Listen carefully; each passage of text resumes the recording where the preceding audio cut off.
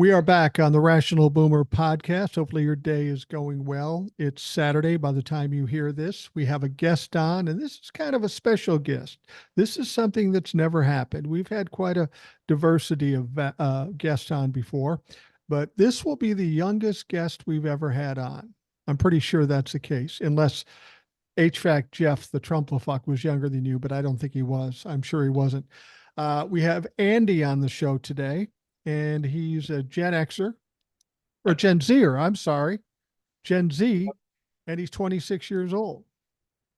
This could either go really well or really bad. No, I'm kidding. It's going to be fine. Andy, where are you coming from? Kansas.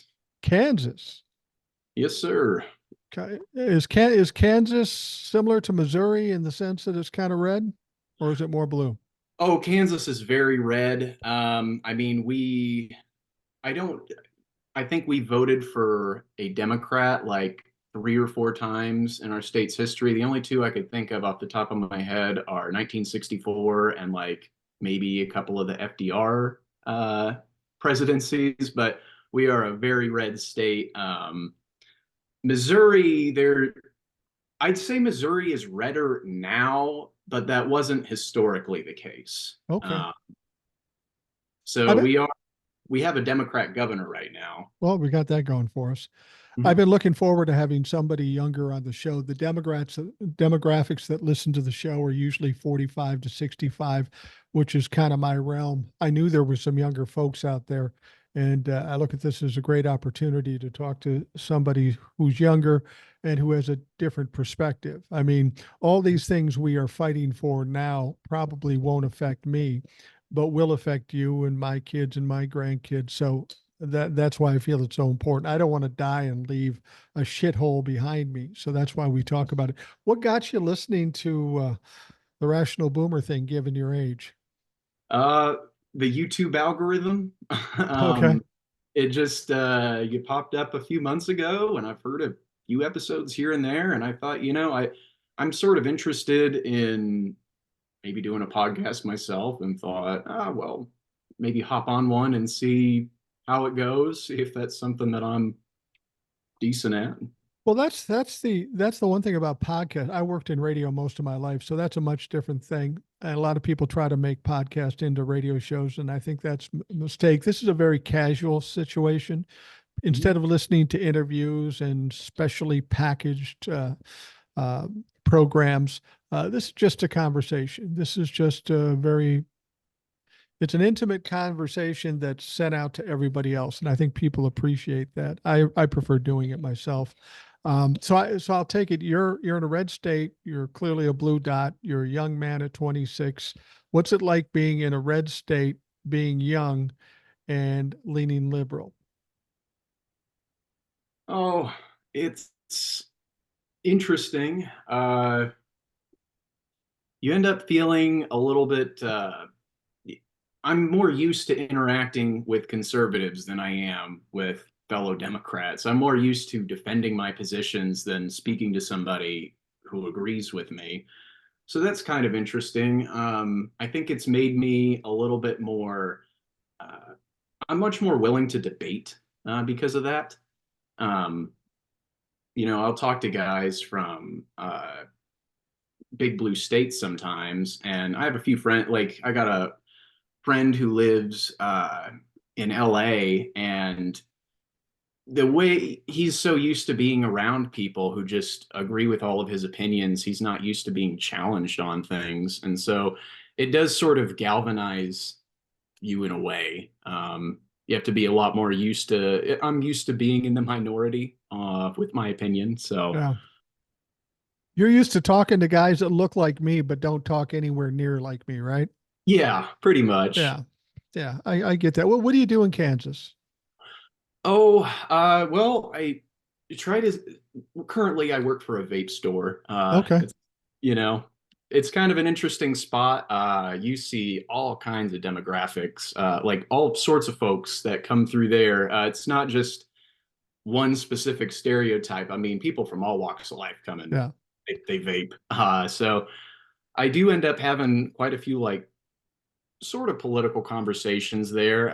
Mostly what I do is I don't ever really share my opinion, but I might ask a pointed question, or share with them a piece of information that sort of like uh, will challenge their worldview a little bit. Right. And Uh, and if they're Trumplafucks, they won't like that because then they have to think and actually come up with some facts, and that's problematic for them. it is, and sometimes there have been a couple times though where I've really gotten a couple MAGA folk to think for a second. Um, Clips of Trump, because MAGA people aren't used to seeing clips of Trump experiencing one of his bouts of dementia, where he just because he's gotten terrible these days. I mean, Yeah. the thing, like, he rants about needing ID to buy bread. And so I've shown that clip to a few Republicans that I've come across, and their media ecosystem isn't going to show them a clip like that, and it kind of Yeah. I'm surprised. They aren't used to seeing that. Well, if you've gotten Trumplafucks to actually listen and consider facts, you must be a goddamn wizard because I've never had It any does luck not doing it. happen frequently. I don't Okay. want to pretend like I'm some sort of yeah. Matt, well, let me ask you this. Looking, let's see, 8 years ago, you would have been 19 or 18. 18. Yeah, I voted in 16. Okay. So you've been through the 2016, 2020 elections when as a young man, and you're watching Donald Trump and his whole administration, and now Joe Biden and his administration. What's the perception of somebody who's 26 years old as opposed to an old guy like myself? Well, my college years were during Trump, and I wasn't always a liberal. I mean, I was raised Catholic, and my parents were pretty conservative. They still are. And so I voted Trump in the 2016 election because I was 18, and I heard Hillary Clinton making comments like "Pokemon go to the polls," and to an 18-year-old, yeah, I was stupid. I voted Trump, and that's one of the most that's something that I regret deeply to Well, this day. don't worry about it too much. In 1980, when I was 20 years old, I made my first presidential vote and I voted for fucking Reagan. I tell people when you're young, like 18, 19, 20, young men especially, they have more testosterone than they do intellect. And you do fucked up things. You do stupid things because you don't know anything, although you think you do. Mhm.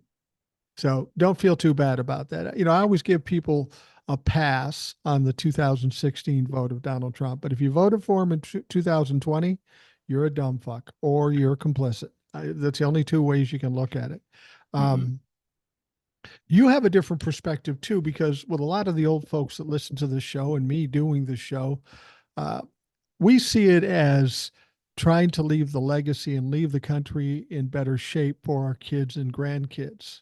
Mhm. You have to look at this by this is what you're going to have to live with. And that's got to be even a scarier situation. It is. When I look at things like Project 2025, just the idea that I am somebody who, if that were to go through, I'm going to be living with the consequences of that for the rest of my life. I Right. mean, that's that's the reality. Well, bringing up 2025, the Project 2025, we were going to talk about that anyway. So let's get into that. Um, People always come to me and say, you should read the Project 2025 on the show. And, I have an aversion to doing that because I understand what's going on in that Project 2025. This is the essence of bullying, throwing something in your face or getting in your face and trying to scare you. And the moment you get scared, they win. And I Hmm. refuse to give them that. My premise with Project 2025 is it's not a thing. It's just a fucking 900-page document, a manifesto for fascism, unless we elect Donald Trump and we elect a majority in the House and the Senate for Republicans. That's quite a ways to go to get that done. Even if Donald Trump became president, if we hold the House and or the Senate, it still can't go through. It's going to be delayed even longer. I understand it's scary and it's something that could go down the line, but we got to take care of what's right now. And I just don't want to scare people too much with 2025 because you end up Mhm. worrying about something that's never going to happen, which is what most of us worry about all the time. We worry and nothing, it never happens. But you brought up something before we started the show, and I talked about it on TikTok, and that was that Donald Trump does what Donald Trump does. He's seeing that Project 2025 is getting some negative press, so he says, "I don't know anything about it." Go ahead, continue with that Yeah. because that's interesting. I saw that or his truth that he posted on his little website, and just was I was almost I'm not too surprised. Obviously, No. this is classic Trump behavior, but uh, there's just another level of cowardice to that. I mean, how pathetic. Like Trump, buddy, you got multiple people from your administration or that are you want in your administration that have worked on this project. Uh, Somebody like I think Kevin Roberts, wasn't he in the Trump White House? He's been in the Trump White House. He's head of the Yeah, Heritage Foundation, he's head of who the Heritage Foundation now. Like Trump, come on, you can't. There is just something extra pathetic about this lie. What a like way to backtrack on well, that. yeah. Kevin Roberts has been in the is a friend of Donald Trump's. Hmm. Um, Donald Trump says he doesn't know anything about it or who's behind it. He knows very well who's behind it. The Heritage Foundation he touted for years prior to this because they offered him support. He knows Kevin Roberts. If Donald Trump doesn't know anything about it, how is it that Mark Meadows and Jeff Clark work for Heritage Foundation, his two closest advisors? And I think it was either his PR person or his communications person concurrently was in some ads and some promotional videos for the Heritage Foundation. So to suggest I don't know anything about it is just like you say, classic Donald Trump. And this is what always gets me about Donald Trump. He lies and he lies, but he's fucking horrible at it. Now, I've had some periods in my life when I was a younger man, and I've had occasion to lie, business, whatever it is. I was a good liar because I knew how far to go. This motherfucker just throws everything against the wall and hopes everybody believes the most ridiculous shit. I agree. There's I, no that he won't sink to with his lies. He'll say anything to try and get himself out of trouble. I mean, the man, he stands on nothing. no, He's just a con man. he's truly broken emotionally. And as I've said before, I have some experience with narcissistic people. People have to understand there is no strategy with him. It's all emotional. It's all about fear. It's about reaction. When you say, Donnie, you got a dirty diaper, whatever he's going to say to you next is the first thing that comes out of his head. There is no filter for it. He'll say whatever he says. He could say chicken gumbo, and, that's the first thing that comes out of his head. That's the kind of person we're dealing with now. Now, as a young person, the prospect of him being president, is that particularly scary for you and your age group? Are you nervous about that? Am I nervous? Sure. I agree with your philosophy of you shouldn't let these people scare you. No. We shouldn't allow them to intimidate us. Those aren't productive. Mhm. But yeah, it is a little bit nerve wracking. He says these ridiculous things like his plan recently to get rid of the income tax and entirely move it to like tariffs on all foreign imports. I mean, you want to talk about something that would just absolutely destroy the economy.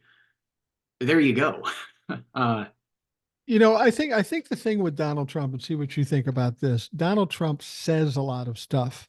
He very rarely follows through with anything. He's very rarely truthful about anything. I think when Donald Trump became president, I don't think the Republicans wanted him to be because he's such a fool. But I think when he got there, they realized they hit the lottery because Donald Trump is who he is. He's emotionally broken, mentally incompetent. He's also easy to manipulate. All you have Mm. to, I tell you what, if I was sitting in a room with Donald Trump, I'd have that motherfucker polishing my shoes by the time I got done with him because I'd pat him on the back, tell him he was wonderful, and espouse how brilliant he is. And when you do that to him, he will do absolutely anything. There's a lot of smart people in Washington, D.C. The Mitch McConnells, Kevin McCarthy's, the other senators, the other House members, governors around the state. They know how to manipulate him. I think the things we're seeing coming out of Donald Trump aren't originating from Donald Trump. They're coming through the truly evil people around him and around the Republican Party. It's all feeding into him. Hey, Donnie, you want to get votes? Hey, Donnie, you want to get money? They're going to love you if you do this, so do this.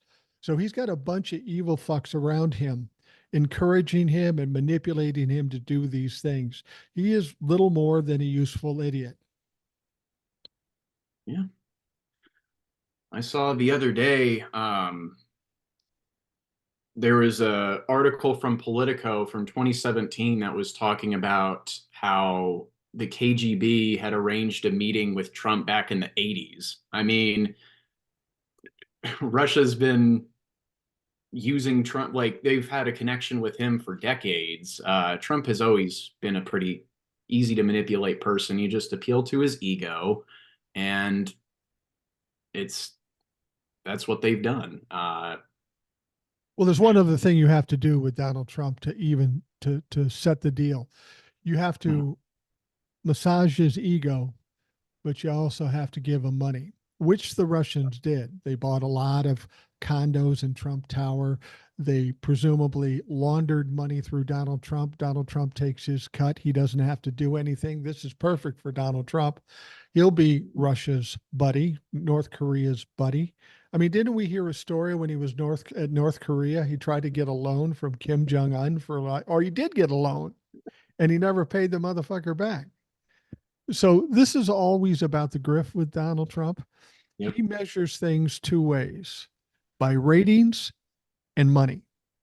As long as he's making it in ratings and money, or at least can convince people he thinks he's winning. Yeah, I mean, I've heard that the reason why Trump ran for president in the first place was as a stunt to help save The Apprentice, because I guess its ratings were pretty low, and it was a way to re-energize the show, drum up some interest, and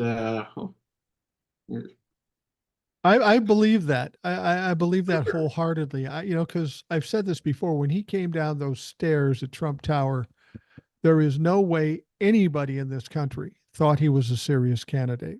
He was like one of those novelty candidates that just ran for vanity's sake. And that's what I think he thought he was doing. The problem is, and I'm curious as your take on media, because young people like you don't watch media like the old people. You don't even watch the mainstream media, as far as I know. We'll get more about that. But the mainstream media saw him as such a train wreck. They go, well, this is a bonanza. We'll put him on TV a lot. We'll get big ratings and we'll make a lot of money. Never mind what it's going to do to the country. But by doing that, they legitimized him as a candidate. And that's why I hold left side media particularly responsible for Donald Trump getting elected. They gave him the credibility, the legitimacy, and they gave him a lot of free airtime. And once he realized that I have a shot, that's when the ego hit in. Says, "Oh, I got a shot. Okay, I'm going to be president." Now he was focused on that. What are your thoughts about the media in this country and how they've handled everything from Donald Trump to Joe Biden at this point?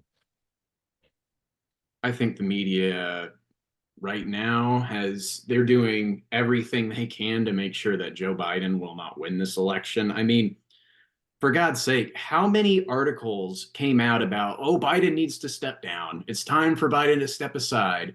But nobody said that when Trump was convicted of 34 felonies. No. Like, what the, and so Well, tell me something. As somebody your age, 26 years old, you don't sit down and watch MSNBC or CNN. What do young people like you look to for news information? Well, the truth is, I'm one of the weirdos that actually does watch. Oh, really? I do watch mainstream news, and I think it's terrible. Yeah. But most young people, TikTok. That is probably the biggest news source for folk my age. Wow. Wow. And what do you scroll on TikTok? I honestly don't like TikTok that much. I'm a YouTube guy. Okay, cool. TikTok was just a little bit after my time. It's sort of like it was more of a like when COVID came around, that was really when TikTok came out. And by that point in time, I was already like getting finished up with college, and it just wasn't, I didn't really get hit with it. I don't know. Well, yeah, it was a lot of younger kids at the time. Now, of course, you know I'm on TikTok and I'm Oh, yeah. started Plenty when of people are. yeah, now it's a little different than it was at first. And Mhm. actually, I don't know that it's better, in spite of the fact that I've had some luck with TikTok. My goal was to do something like this, and I just thought TikTok would be a way to drum up an audience quicker. It So, is. The algorithm is really tuned. It's TikTok is a great platform to grow on. There's a lot of positives about it, and I understand its utility, but I just find it kind of annoying to use. I don't like the constant scrolling. I'm more of just I want to sit down and watch a 20, 30-minute video explaining something to me. That's yeah, I'm kind of getting that way too. In that, before I ever did TikToks, I watched it for a couple of months just to get a sense of what they were doing. I wanted to do something that would get an audience that I could ultimately do the podcast because radio is my background. And now that I've had a few problems with TikTok, I'm getting a little annoyed with it. It's a bit of a headache at times. I really like the YouTube situation much better. It's a much to me it seems freer. It's not so people in your face. And the whole reason I retired from radio is because I got tired of people with suits telling me what to do and they don't know what the fuck they're doing. I don't want people to do that. Um, when people are on TikTok, young people, when you're talking to the young people of your age group,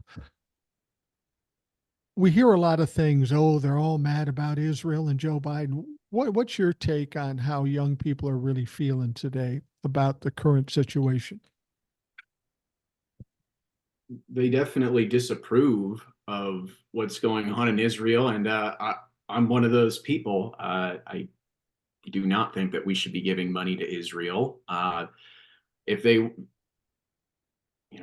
Israel, it is a mess. I really don't want to get into that. I don't have a lot that I can really offer to that conversation. No, I don't talk about it It's much. Yeah, It's it's a a no-win disaster. situation. Um, Young people are not happy about it. Now, ultimately, I think that a lot of the people who are saying, "Oh, I won't ever vote for Joe Biden over his actions in Israel," I think that a lot of those people will come around in the end because ultimately, people will vote for domestic policy over foreign policy, Yeah. even if they say that they won't. Like we'll see. It's going to lose him some support, though. There are definitely some communities that he's it's not good. Um, Well, and yeah, but what's the option? What's the there's option? You don't there vote is for no Joe other. Biden. You just don't vote. You're gonna Yeah. vote. You're gonna vote for a third party where this nutcase is RFK Jr. He won't even be in the race, I don't think, by November. But a lot of shit is coming out about him more than I Oh, thought would. did you see RFK's tweet today where he came out and said that he is not going to, or he won't take sides on 9/11? That was the quote. I saw that. I saw I that. couldn't believe that. I mean, God, 9/11 truther. Great. Well, and he also said, there something came out about him sexually assaulting a woman Oh, or a babysitter or something like that. And his answer was, well, when I was younger, I was kind of a bad boy. Yeah, that's a good answer to give. And then there oh was a my God. and then there was a picture Apparently, he thought he misread what the South Dakota governor did because there was a picture. I haven't seen it because I don't want to see it, but a picture of a dead dog that had been burned up, and he was allegedly going to eat it. What in what parallel universe do you think? Oh yeah, killing a dog is going to be good for my election any more than it was for what's her name in South No, Dakota? It's like yeah, they constantly try to sabotage themselves just to prove they're going to win anyway, which they aren't. yeah. That whole dog killing thing, I couldn't believe how Christy No, it wasn't like she doubled down on it. She Yeah. quintupled down on the fact that she killed her dog and it was a good thing to do. I mean, what was she thinking? Well, she comes out and says, "Well, I've killed goats and cows too." Oh yeah, that's going to help. She's killing fucking everything. It's ridiculous what these people do. Let me ask you about this. I personally think the one biggest issue Mhm. that wins it for the Democrats, and I've said this before, whether it's Joe Biden or whoever it is, any Democrat beats Donald Trump. I just believe that's the case, given all that's going wrong with the Republican Party. But I think the biggest issue is overturning Roe v. Wade. I Um, would agree.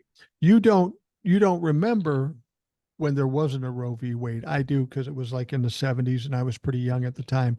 What do you think the overall temperature of people your age regarding Roe v. Wade? How important is that to young people? There's a lot of young people, especially young women. Yeah. That's the number one issue. That is a single issue vote for a Yeah. lot of young people. They just will vote Democrat because the Republicans. I mean, there was a report about infant mortality going up in Texas, like 8% or something since the Dobbs decision. Right. These are not even people who are pro-life see those numbers and recognize that that's not a good thing. I No. mean, it's terrible. Um, Well, it's a major issue for yeah, sure. and I heard in Texas infant mortality went up 13%.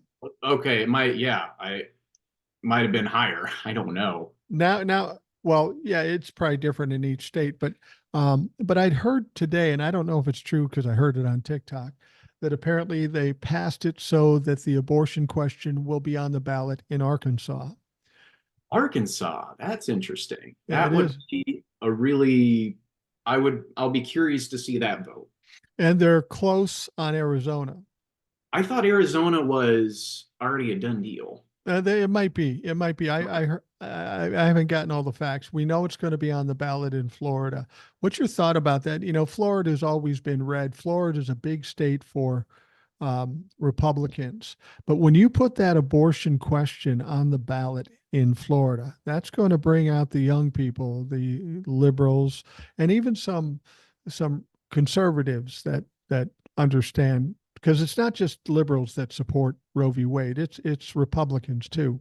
No, I Um, mean, Kansas is a Republican state, but we voted 59-41 for abortion rights in right. 2022. I mean, there are plenty of Republicans who believe in a right to abortion. You would think the Republicans, when they see what happened in Kansas and some of the other states, Ohio, that passed abortion rights, you would think they'd get a clue. Hey, maybe this topic isn't that great for us. But what do? They embrace it. Donald Trump comes out and takes credit for it. It's truly amazing to me when you know it's a killer for elections. They thought they were going to have a red wave in 2022 just shortly after they overturned Roe v. Wade. It was a disaster for Republicans. Does it surprise you that they still embrace this shit and double and triple down on it? Yes and no. I'm not the most surprised because let's face it, the abortion issue it's been integral for Republicans for a long time by this point. Yeah, Um, like they've been campaigning on abortion for as long as Roe v. Wade has been around. right. And So it's really difficult. Like they've let all of these people, all these like pro life activist groups in, and brought in the crazies, and now they have control over the platform. So even if they wanted to shift, I don't think it's possible. Like if they were to try and shift on abortion, I think that they would lose. Um, they have a lot of extremists that vote for them, and I don't know if those extremists would vote for Republicans if they were to change their mind. I get the feeling, and see what you think. I get the feeling Republicans have really put themselves in a fix. They've trapped themselves. They've trapped themselves in the abortion issue. They know it's a loser, but if they give it up, like you say, they're going to lose a third of their voting base. Donald Trump, too. They should have given up on Donald Trump the moment he was out of office, but Kevin McCarthy goes down and embraces him, pulls him back in.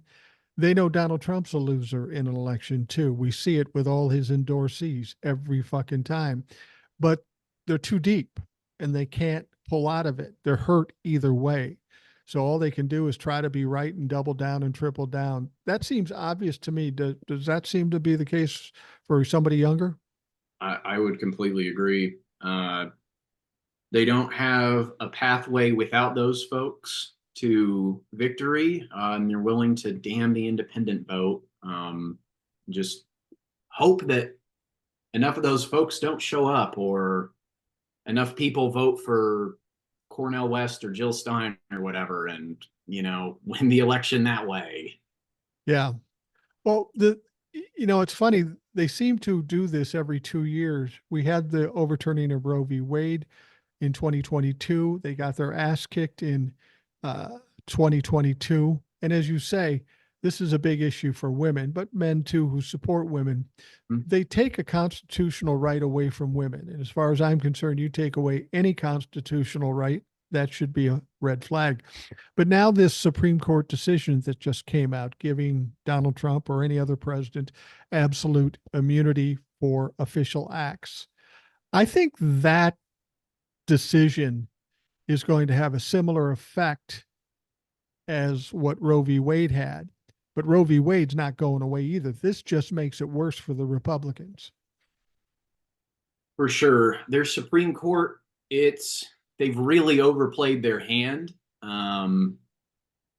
They they showed their true colors probably too early for them. If they had waited a little bit, like until next year when Trump was like, it was really stupid of them to do that at this point in time, because I do think that it's going to galvanize a lot of voters. We don't have a king in the United States. We broke away from Great Britain to ensure that we didn't have one. And I don't think that Americans are keen to rescind our tradition. I see what happens with Donald Trump if he's reelected, and I see what could happen to this country as pretty devastating, really, based on, how I've lived my life 64 years. I know what we've dealt with. We've dealt with corrupt governments, but never anything like this. Do you think people of your age group realize the dire problem we're in here if it doesn't go the way it should go? I don't think a lot of them do, because this is just this is the world that we grew up in, man. I mean, they hated Obama. Like, I grew up hearing about, oh, we got the worst. Like during the Obama administration, people would just, I'd hear all the time about what a terrible president we have. And, there's no spine in Washington. Just, they really disliked Obama. And so I grew up kind of hearing that, I don't know, there was a lot of political upheaval, like all throughout my life, and so I don't think a lot of young people are used to it. It is the Okay. normal for us. Okay. Now, when people you listen to that didn't like Obama, you live in Kansas, was Mm-hmm. that the conservatives talking Oh, for sure. or the young people just not liking authority? No, I mean, this was like during the Obama presidency. I was between like 10 and 18, so I didn't really like, this was just me maybe hearing family or random adults, Right. an Okay. offhand comment here and there. But I would get the impression that, oh, we got this. terrible president in office right now because I lived in Kansas and that was the view of Kansans, unfortunately. How much of that do you think was conservatism as opposed to racism or a combination of both? Do you think racism came into play here?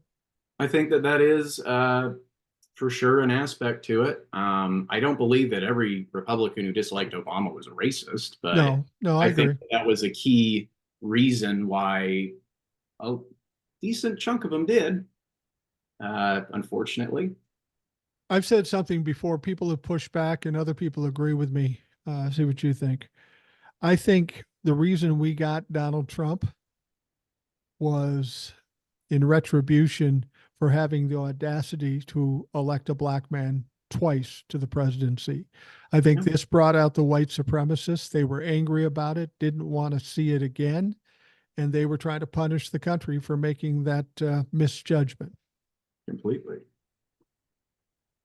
Uh, like the KKK, they endorsed Trump in 16. I remember seeing that. I don't know if they've done that since, but I remember in 16 they did. And at the time, that was a little bit like that was one of the first things that I noticed about Trump that made me kind of question. It didn't make me question things enough to not vote for the man, unfortunately, but I thought, that's probably not a great group of guys to be No. get endorsed by. Well, there's a lot of people when he was elected in 2016, they said, give the guy a chance, but they didn't Yep. know what they didn't know. If after going through 2016 to 2020, you're still saying give the guy a chance, I have a fucking problem with you. You're Yeah. just stupid or complicit. I don't know which one it is. It would. A lot of people try to compare 2016 and 2024. They say, well, he won in 2016. We're dealing in different worlds. You would especially know that because we're talking quite a difference in age. You were 18, now you're 26. Things are becoming more clear and you're becoming more mature. But Donald Trump was a different candidate. Nobody knew anything about him. There were no convictions. We didn't know about a lot of stuff. They took a flyer because they didn't like Hillary Clinton. They fucked around and found out. And hopefully they learned a lesson about it. Um, do, do you talk to many people your age, given you live in a conservative area, that are strong Trump supporters? It's quite a few. I'm Really? not necessarily like I got a couple friends that are big Trump supporters, but I encounter like the interesting thing about Kansas is very Republican, but I'd say we aren't MAGA. Like you go down into Oklahoma or Missouri and you just see Trump flags flying all over the place. That's MAGA territory. Kansas is more old school Republican.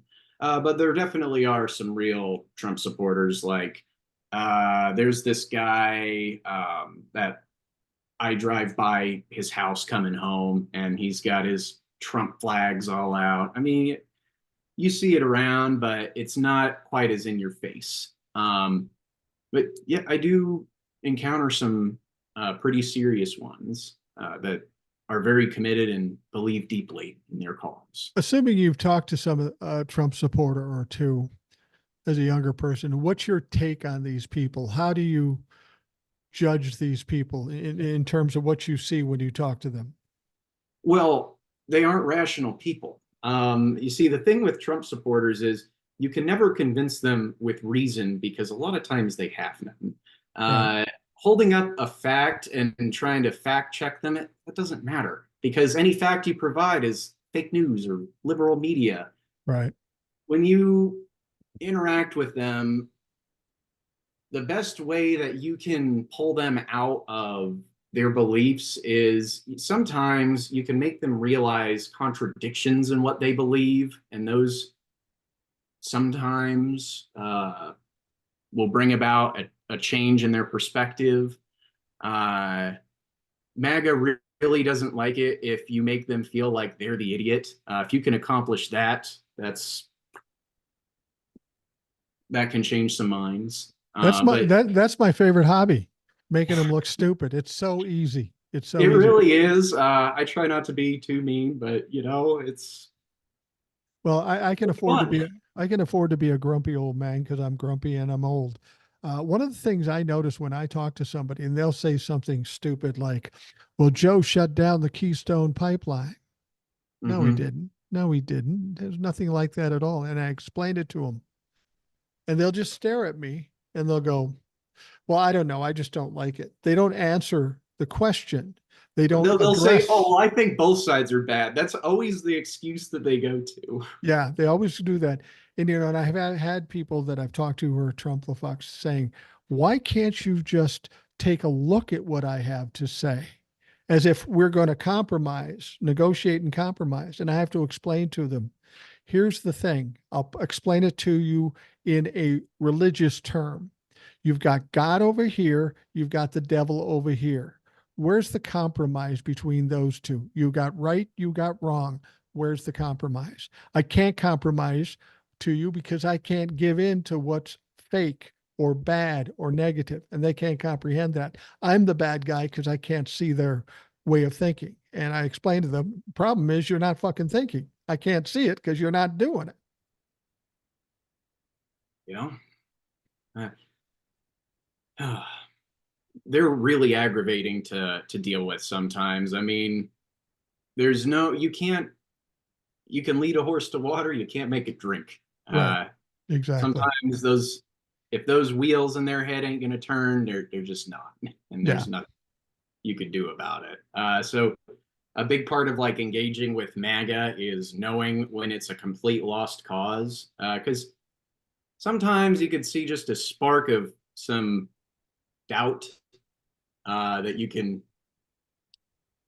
use to your advantage. But a lot of times it's you're just wasting your time. These people they just want to argue, and you know what? Sometimes that's fun, but it's not productive. You know what? I'll give you a tip on that. I've seen those times when there's a spark of like maybe recognizing the fact or the truth or something like that. What I found out ultimately it was nothing more than gas from brats and fucking bad beer. So don't get too excited about them thinking through this thing because they're not doing it. Um, we're talking to Andy on the Rational Boomer podcast. We're going to take a break. And Andy, what I want to get into in the next half is the big story. I got a lot of things to say about it. I'm sure you do. It's about Joe Biden, whether he should pull out, whether this is a big deal, whether it's not a big deal. Why is nobody asking Donald Trump to pull out? We'll talk all about that stuff. But we're talking to Andy, and we'll take a quick break, and we'll be back after this.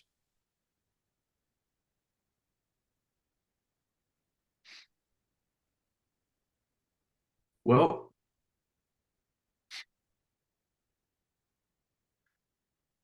We're back on the Rational Boomer podcast. We have some first today. We have our first Gen Zer on the show, Andy. Some of the other firsts might be that as far as the men that have appeared on this show, Andy clearly has more hair than all of us. And Andy has something else that me and some of the other people that have been on the show don't have, and that is a fucking future. I mean, I got 20 years max. Andy here's got a future and a life to lead. So it's great to get his perspective. Um, so, Andy, the big story has been this Joe Biden thing. He had a bad debate, and now everybody is talking about he needs to step aside. He needs to step down and let somebody else run. What's your perspective on this? Did you see the debate at all, or at least clips from it? I I did watch the debate, and I won't lie, that was one of the most painful things I've ever watched. It I'll agree was with him. I went in expecting Biden to do. I wasn't expecting the world here, but I thought he would do okay. And oh, it was a pretty dreadful performance. But I'm not here to talk about that. He as far as should he step down, I don't think so. Like number one is it's just not realistic. There's no real function to do that at this point. The only person who could potentially replace Biden on the ticket would be Kamala Harris. Right. And frankly, I don't think Kamala Harris has a pathway to victory. Yeah. Um, Well, It's that too late to swap out another candidate.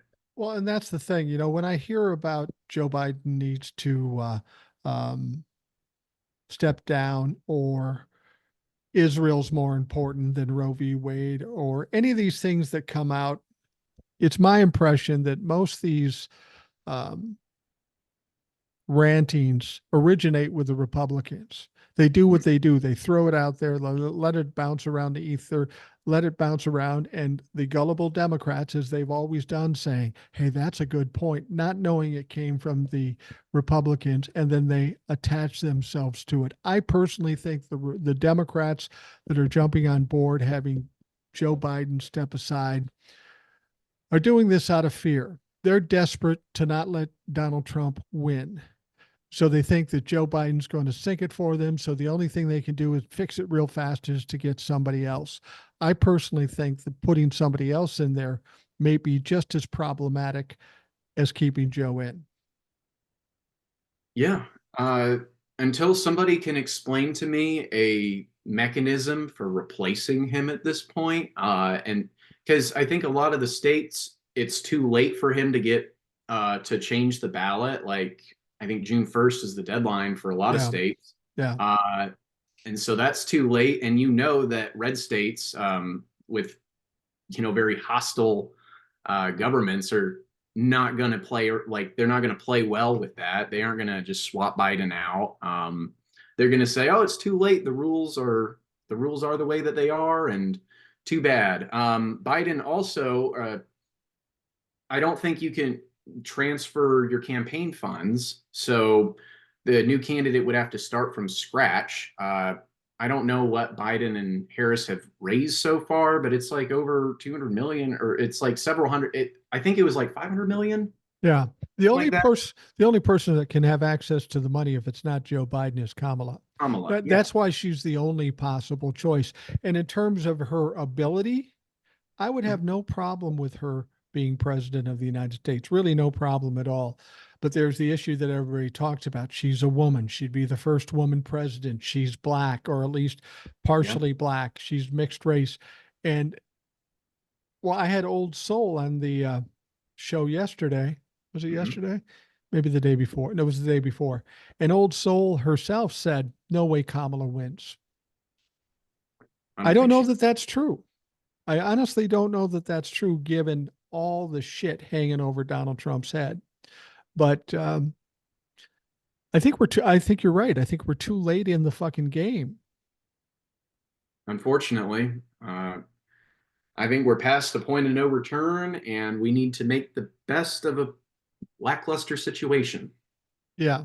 Well, somebody said that Joe Biden is the only one that can make the choice as to whether he drops out or not. And the thing about it is to get the number of delegates he needs to be the nominee, he needs 1,600 delegates. He's got like 3,600. So Hmm. he's pretty well ensconced in this nomination. Now, I suppose they could pull out and all that stuff.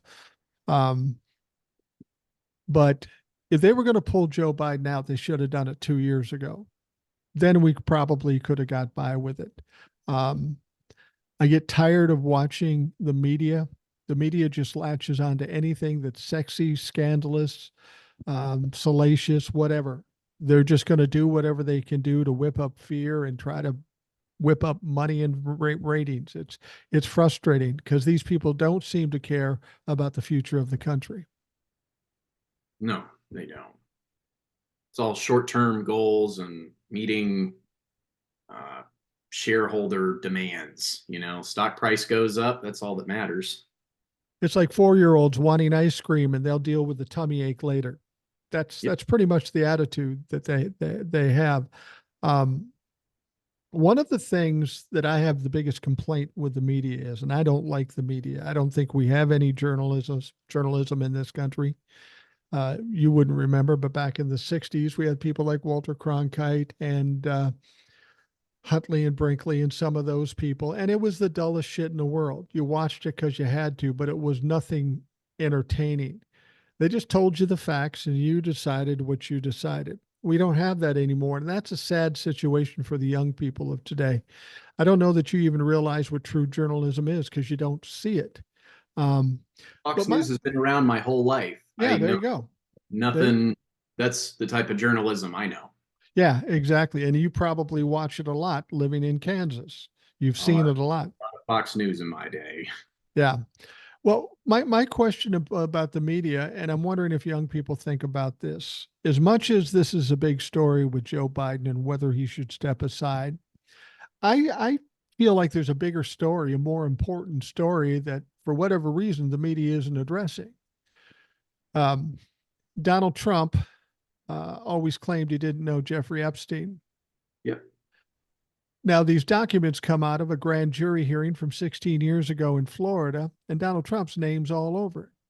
Donald Trump is in the call logs saying to Jeffrey Epstein, "Hey, I got an appointment today, just verifying I'll be in for my massage." Now, you can try to divert and distract from that, but you have to remember something, that another story that came out around 2016 that kind of validates what's come out in these documents. In 2016, there was a lawsuit brought to be by this isn't her real name, Katie Johnson. Now, Mhm. Katie Johnson was suing Donald Trump, and the co-defendant was Jeffrey Epstein. And the claim in the lawsuit was that Donald Trump raped a 13-year-old girl, raped her when she was 13 years old. And you can go online and there's the documentation right there. There's even an interview with this Katie Johnson after she grew up and was an adult. It's all pretty horrific. And it came out and then it all of a sudden disappeared. Now, when it disappeared, I said to some people, I bet he threatened her. And people would say to me, oh, that's crazy. Well, now, 8 years later, does that sound so crazy that Donald Trump might threaten some young woman from coming at him prior to the election? I don't think it sounds that crazy. Not at all. So you take that story. I'm not even saying if it's real or not. It's real enough to go to court or at least be on the docket. We have that. He says he doesn't know Jeffrey Epstein, much like he doesn't know anything about Project 2025, but here he is all over the documents from 16 years ago. We're talking about a president of the United States that consorted with, on a regular basis, one of the most prolific pedophiles in the history of this country. To me, that sounds like a bigger story and more of a disqualification for being president than being fucking sleepy. I think that's a huge story, and I don't understand why. If the Biden campaign really wanted to win, I think that attacking Trump with Epstein, like revelations from the Epstein files, that's a pretty good strategy. Um, because like it's when you look at what those documents contain, it's terrible. And I don't see a lot of the mainstream media talking about it. The right, what that's their huge thing is, oh, let's expose the pedophiles, justice for the children, whatever the fuck. Right. Uh, Here you go. Your king has been consorting with the number one pedophile in history.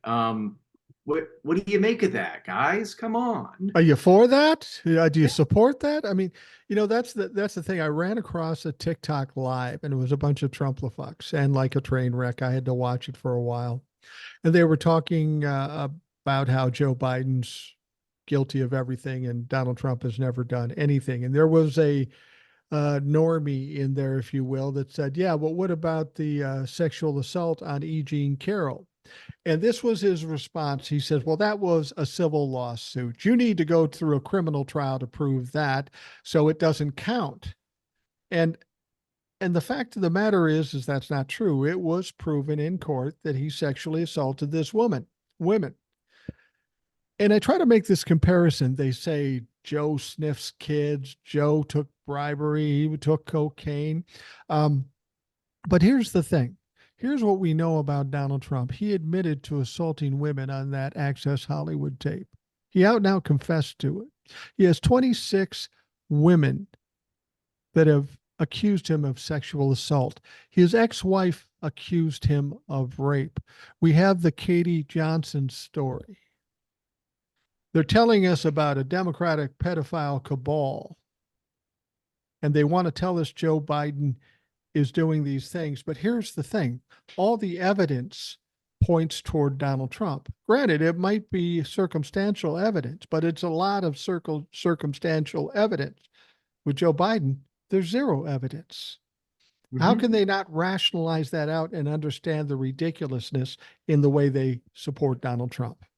They just scream Ashley's journal Yeah. and act like that's just equivalent or worse or somehow, and it's just like I can't with them. I mean, they will go to any the mental gymnastics that they will play to somehow justify the things that Trump has done.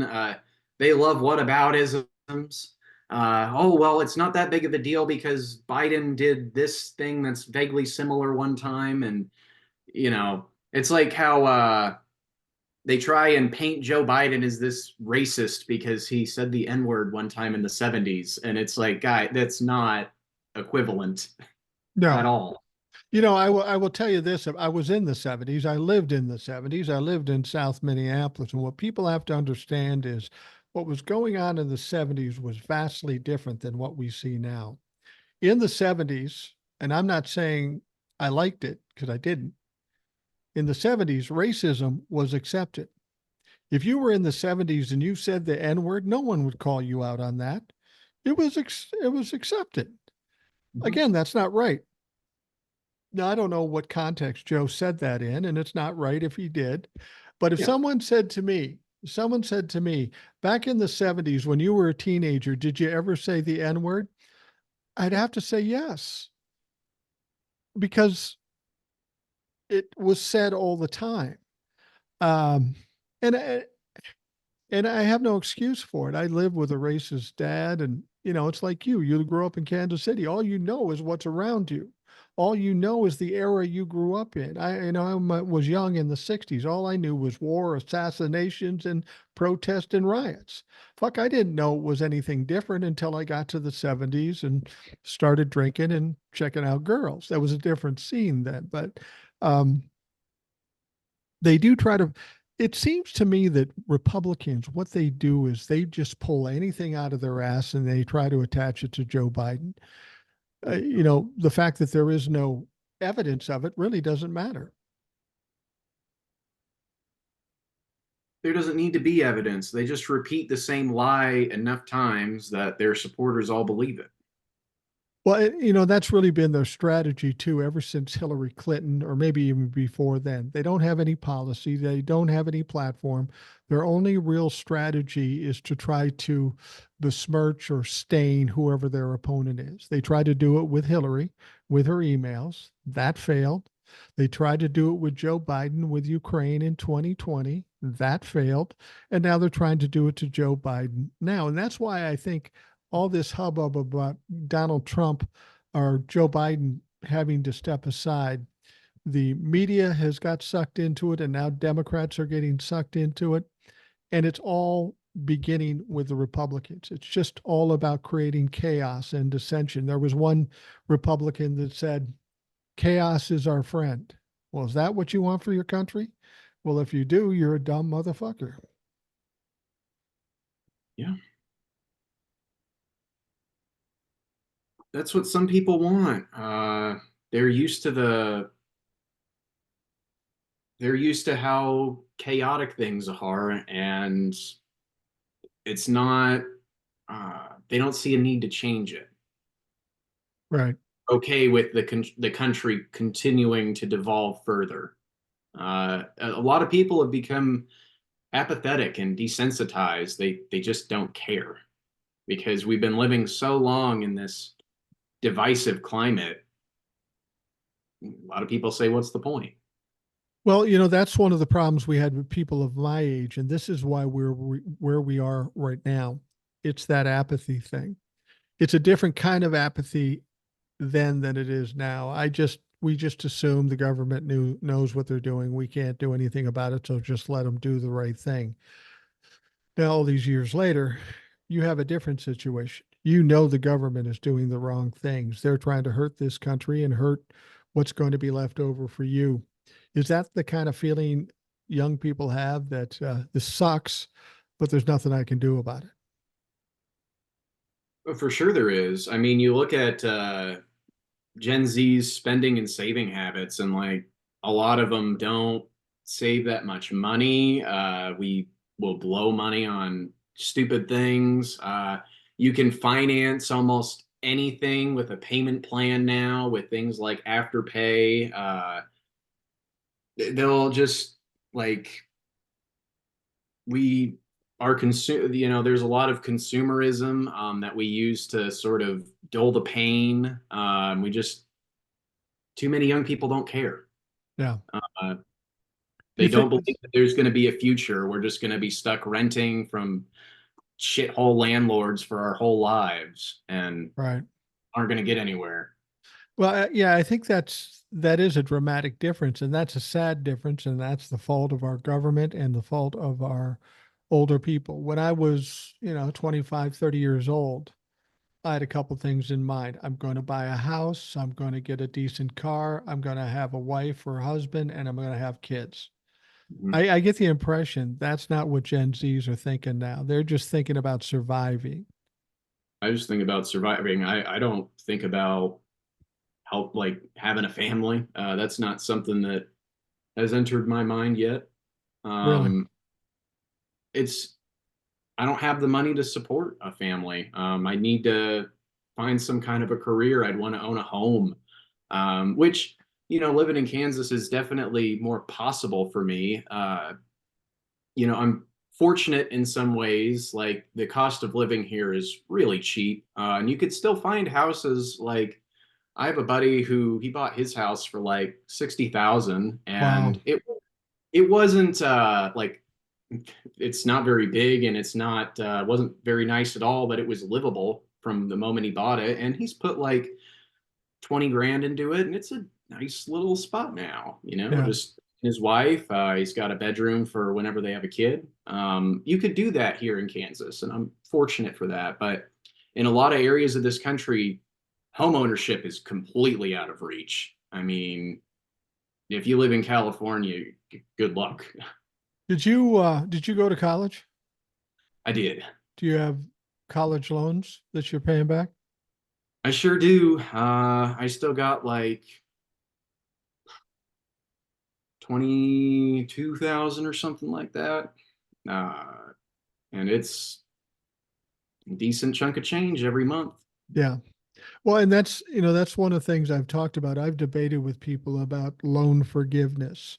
Um, now I don't have any loans. My wife doesn't have any loans, and we were in a position to pay off our kids' loans when they were happening. So that's fine. But I don't think what people understand is the very thing that you're talking about.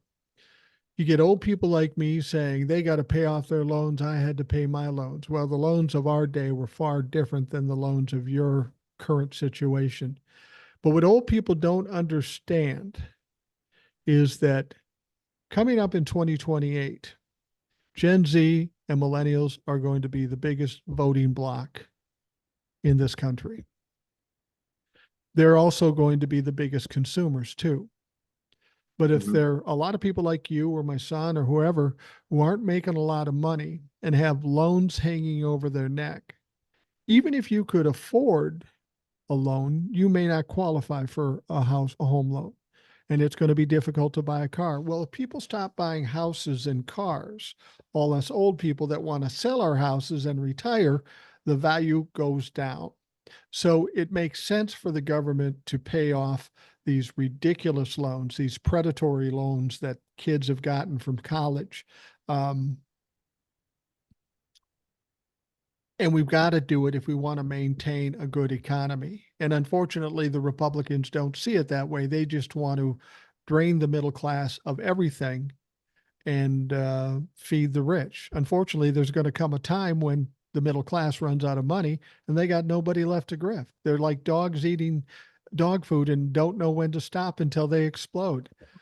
This when Joe Biden was talking about the student loan forgiveness, what did you feel a certain relief assuming that was going to happen? It was a really nice when that first came down. That was a great just weight off my shoulders. Like, oh, hey, $10,000 off the just knocked off. I can get behind that. I was pretty happy about that. I felt great that I had voted for Joe Biden, and this was possible for me and for millions of other Americans. But having that taken away by the Supreme Court, pretty. That was a frustrating day. I'm not somebody. I don't want to sit here and say, "Oh, I deserve to have my loans forgiven," and this and that. I signed them. I took them out. If I need to, I need to pay them back. Ultimately, I'm responsible. But yeah, it was kind of nice for a little while there when it seemed like I get some relief. Well, and the thing about it is when I say give you loan forgiveness, Hmm. people have to understand I'm not saying give Andy a break. I'm saying if you want to sustain our economy, you have to give Andy a break. Because to be perfectly honest with you, when Joe Biden said $10,000 off, that doesn't do anything. That doesn't fix anything. It maybe makes it easier for you because you're down to 10,000 on what you owe now. But in terms of the economy, it really doesn't help. That was Joe just trying to get whatever Joe could get. Do you think about now he's been trying to, chip away at giving people loans for different reasons that he's been able to get away with. I honestly believe that once we get past November, if it's Joe or whoever it is that's president, I think we will see that student loan relief again, and it'll have a better chance of actually passing. I hope so too. I do too, because I think that old people are very short sighted, much like the Republicans. If I have a $400,000 house, and apparently that's the average thing in Minnesota right now, because my son was looking at buying one. If you have a $400,000 house and you paid $100,000 for it, you're expecting to get a $400,000 that's going to um, help you in your retirement. But if nobody's buying it, you maybe end up selling it for 200,000.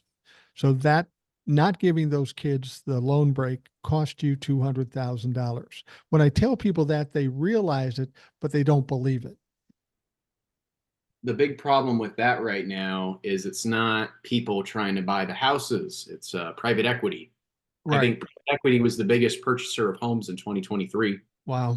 Um, sure, there aren't a lot of people who can afford houses right now, but the houses are still getting sold.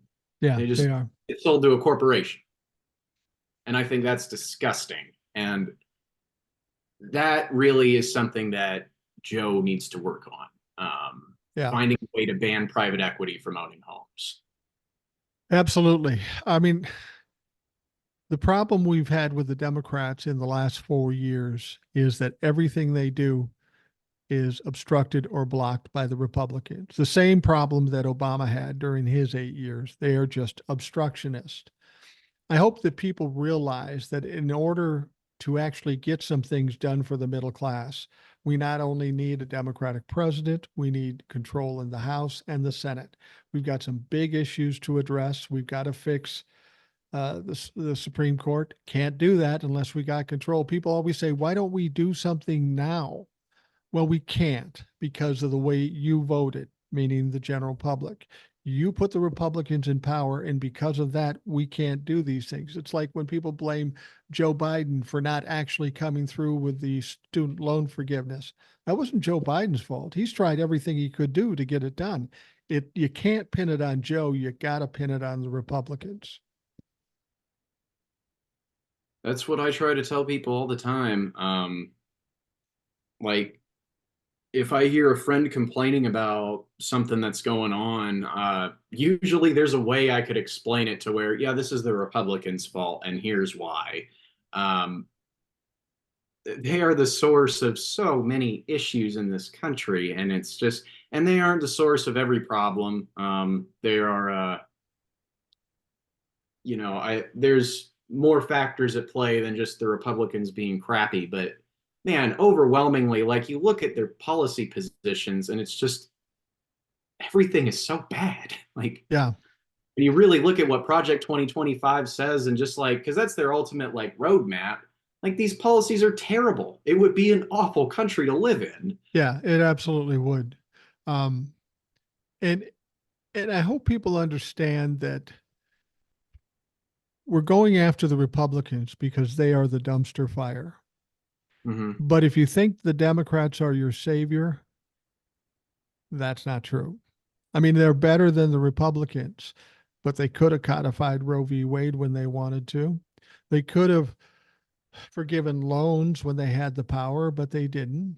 The Democrats have some problems too. They're not quite as egregious as the Republicans, but even if the Republicans get eradicated and it's all Democrats in power, we still got to keep fighting. We still got to go after these people to make sure they're doing what they're supposed to do. Because once they have full power, they might get lazy and say, oh, we'll do that next year. And that can't stand. No. I think I heard David Packman say he described it as if you look at the left's, like what the goals are from the left, a lot of them are noble. Yeah.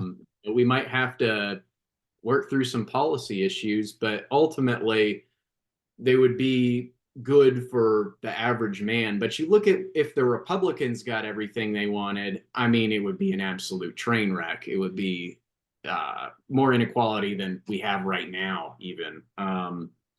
Everything would be worse. Uh, it's just that disparity. Like, when you really think about it, it does become a little difficult to understand sometimes, like how people could vote willingly for the Republicans, Yeah. knowing all that. I have trouble with that. When you've seen what you've seen and you've heard what you heard, if you still vote for Republican, you're not very bright, or like I say, you're complicit. I saw a fact that said if 40% of the country votes, the Republicans would typically win. If 50% of the people vote, the Democrats definitely win. And if 70% of the people vote in election, that's the end of the Republican Party. And I think that's legitimate. I think in 2020, Joe Biden got 81 million votes, not because he was a great candidate, because they were so fearful of Donald Trump. And I feel like they're more fearful of Donald Trump. He's alienated more people, women, for example. I saw a poll, and I don't believe polls, but this poll said that women in this country would vote for Biden 58 to 32%. That's probably true. I Yeah, would think it's even higher. But you would think so. My wife said, what woman would vote for this fucker? And I agree. I don't know what kind of woman would vote, but certainly not one I'd want to date. not my type. No, definitely not my type. Um, what's your ultimate plan, Andy? What do you want to do? You're working in a shop now, but I'm guessing Well, that's not your future. You have other no, plans. I've been interested in politics for a while. My first campaign that I worked on was in August of 2022. Uh, I was working in opposition to the Value Them Both amendment Uh-huh. here in Kansas, which we were able to strike down and maintain abortion rights here in the state. So that was really cool. I canvassed like door knocking, stuff like that, and it got me interested. And over the last couple of years, I've really just been going around and staying involved in local politics. I probably will be volunteering on some campaigns this year. You're doing phone banks, canvassing, stuff like that, and trying to stay involved. So Ultimately, I'd like to run, you but would. that's, yeah, Great. still a little ways away, probably. Yeah, I mean, once the era of the old white man is done and we finally learned our lesson, we're going to need young people like you to step up. And, that's what I've said before. Young people don't like some of the things the old people have done. And I get it, man. I don't like it either. But you're going to have your opportunity in the next 4 or 5 years. Your age group is going to take a big part in what's happening in this country. And you're going to have your opportunity to have what you want as opposed to what you've been stuck with the old people's vote. The baby boomers are dying off at an amount of 5,000 a day. That's why I keep checking my pulse. I'm a younger baby boomer, so I think I got some time. But what people don't understand is uh, there's 70 million millennials, but there's also still 70 million boomers. The boomers have a big effect on it, but a lot of those boomers are getting pretty fucking old. So we're going to be losing a lot of them. And for many of them, good fucking riddance.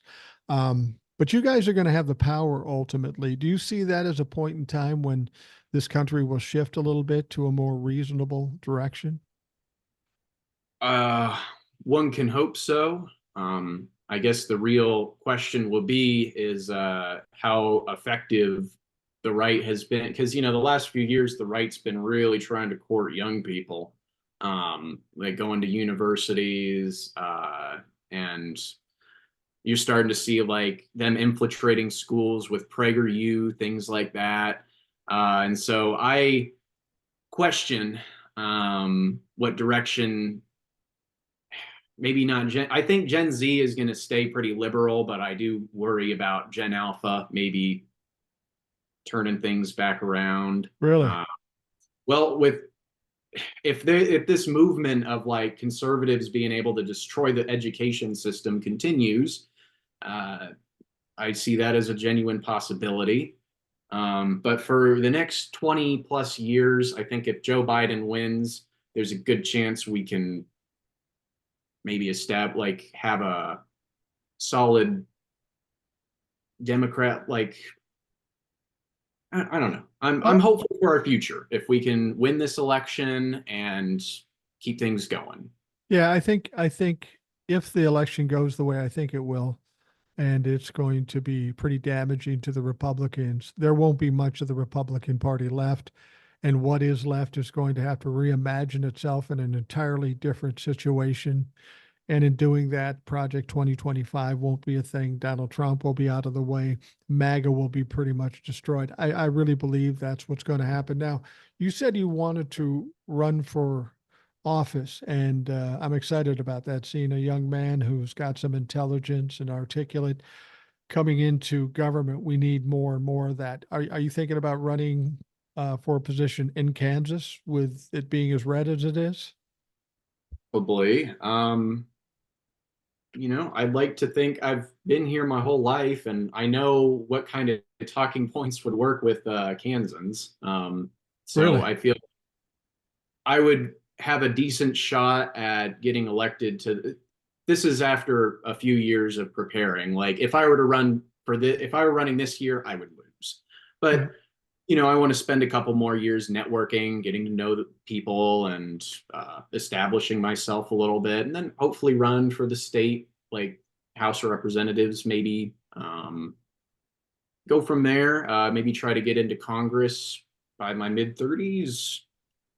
Keep on moving up. We'll see. Well, I think that's a good plan, and I think the opportunity is going to be there for you because, as I say, the baby boomers are dying off. They'll be out of the political movement, and it will be millennials and Gen Zs.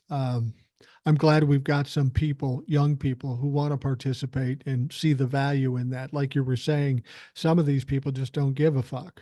And that is the worst thing that can happen to this country, the continued apathy that put us here in the first place. Yeah, I understand the apathy a lot, and there's times when I feel that way, where it's like, here in Kansas, ultimately it doesn't matter if I'm going to vote for Biden this year, but Kansas isn't going to vote for, it's Joe not going to Biden. Right. go. There is some possibility. Now, Kansas has shifted further to the left from 2012 to 2022. Kansas has shifted further left than all but one other state, which is Alaska. If you look at their House of Representatives voting numbers, Kansas was like one of the reddest in 2012, and we've really kind of come back around to where the state could potentially be in play, maybe in as early as 28, 2032. I think could be more likely. But if like, it's sort of like, have you seen the Texas and how they've been voting progressively less Republican year Right. over presidential election over and over? Right. Kansas has been doing this, has had a similar trend with their House of Representatives. And I'm hoping that's kind of an indication that we can turn things around. But I know that ultimately, to get back to what you had said, I know that ultimately, like my vote won't matter, and so that kind of sucks. And with just the way how our presidential election is determined, I understand that apathy of like, oh, well, I already live in a solidly red state that's going to vote Trump anyway. Like, what's the point of my vote? But and so trying to find a way to tell young people like get out there and vote anyway, Well, that's there is a trend to certain things, and it does take time. And for you, Andy, if you're going to run for Congress someday, I would vote regardless because some fuck's going to come back and say, Andy didn't vote in 2024. He doesn't care about politics. He shouldn't be in Congress. Trust me, they'll come back at you on that oh, shit. I'm sure. And yeah, I absolutely will vote. I try to vote every chance I get. Well, and if people don't understand how things shift, they certainly do. Like, for example, Texas. Mhm. Texas was a more blue state for many years, well before you were born. Lyndon Johnson was a president from Texas, and he was Democrat. He was a Democratic VP to JFK, who was a Democrat. There were a lot of Democrats in Texas, but as of late, with this red fever, as it were, these people coming out from underneath their rocks with their racism, misogyny, and anti-Semitism, and them feeling free to fly their freak flag, if you will. And I've always said that people will say, well, racism was really good for a while, and it never really was. Anti-Semitism was never good. These people were hiding under rocks. And my impression is that Donald Trump, when he came about, they said, "Oh, it's this cool to be racist. It's fine. We can talk. We're not going to get beat down. We're part of the cool crowd." And I think that has been the failing. The damage Donald Trump has done to this country is far more than just political. It's culturally and it's racially created more of a divide in this country than we've ever seen. And hopefully, we can get some young people like yourself in um, and start bringing some unity back, because that's really the only way this country succeeds is unity. I hope so. I think we could achieve that someday. I don't necessarily have the answer for how, but I'd appreciate being a part of that solution. Well, you're 26 now, and I'll tell you this: a lot of kids, a lot of young men at 26 years of age, they get out of college. I've seen it a million times, and I don't know if you went through this, but you go to college, and what everybody told you was you go to college, you get a good job, you'll have a house, you'll have money. And then when it comes down to it, and you get out of college, and none of that is there, it takes a heavy toll emotionally on a lot of guys. They get depressed about it because it's not happening the way they expected it to happen. I will tell you this for your sake, Andy. Most people I know never reach their potential, never even get into their career till they're around 30. I know I didn't. I know my sons didn't. When you hit about 30, that's when things kind of shift. So, as 26 years old, if you're worried about where you're at, don't worry. Just keep pushing forward and you'll get to where you need to go. I appreciate that. It is there's some days, man, because at 26, I do have friends that have a career, have a wife, have a house, Yeah. and got a couple kids. And it's it does feel a little crappy sometimes. It's like, man, I wish that could have happened for me. I wish I was able to do that, but it Well, hasn't happened for me yet, and I'm okay with, I'm a patient guy. I can yeah, wait. you got to be. You just got to keep pushing forward and be positive about it. I'll tell you this: when I was 27 years old, my wife was 27 years old. We found out we were going to have our first child. Okay. On the day we found out that my wife was pregnant, we both got laid off from our shitty jobs. They weren't good jobs, they weren't careers. We got laid off. And there was a period of time before and a little after having my son, my first son.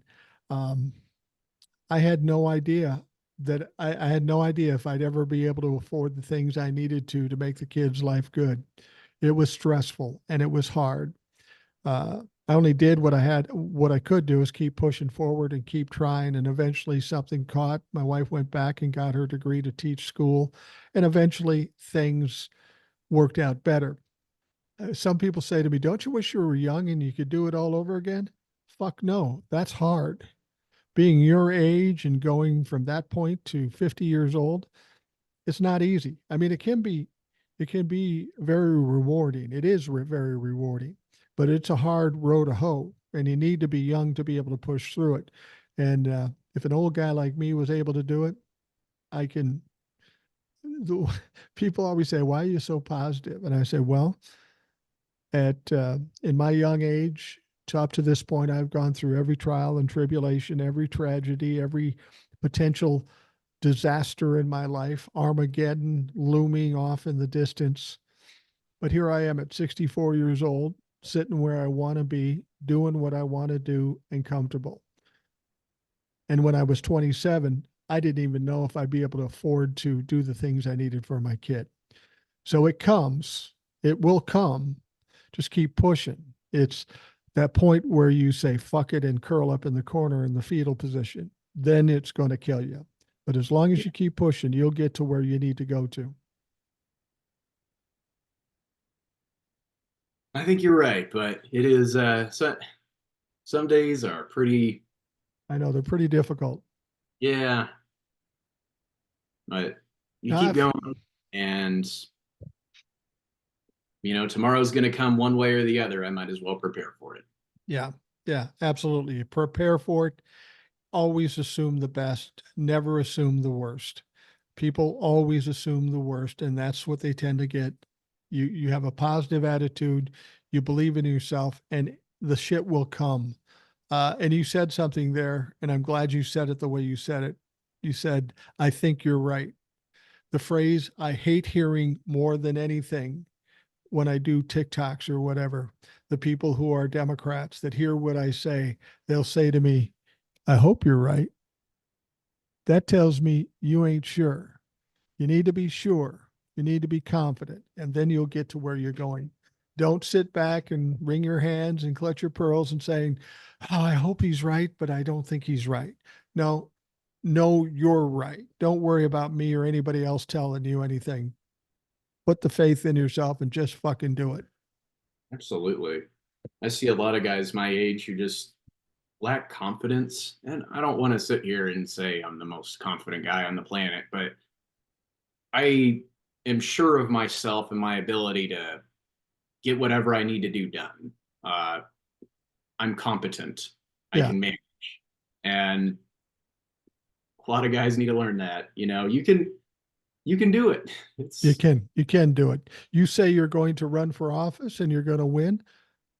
I'll guarantee you are. You keep with that attitude and you keep pushing forward, you will. Especially when everybody else has no confidence. You'll be able to rise above that shit easier. There's less competition for you if they're going to keep that attitude. And I will tell you this by sitting here talking to you on the podcast. I in my life I've learned how to read people, and I think everything you said is absolutely true. You're competent, you're intelligent, you're articulate, maybe more so than a lot of kids your age. The future is bright. You just got to fight through it and get there. I agree completely. Thank you. Don't say, I hope you're right. That's a bullshit answer. 4 out of 5 dentists because I agree. Yeah, absolutely. Well, Andy, I want to thank you for coming by today. It was quite a flyer to take to jump on a podcast with a guy that's old enough to be your father, at least. Could be even your grandfather at this point, but Maybe. yeah, could be. I appreciate that. I appreciate you coming on immensely, being the first Gen Zer to come on. And it's everything I hoped it would be, a totally different perspective than what we've been able to get on the show to this point. Okay, well, good deal. I had a great time, man. Thanks so much for having me on. No problem. I had a great time too, and you are welcome to come on anytime. You know how this works. You send me an email, say, I want to come on. I say, okay, and then we work out a time. That's all it takes. Will do. I'll All let you right. know. All right. Thank you very much. That is Andy on the Rational Boomer podcast. I want to thank you for all taking the time to listen. I hope you have a great day, and we'll talk to you again tomorrow.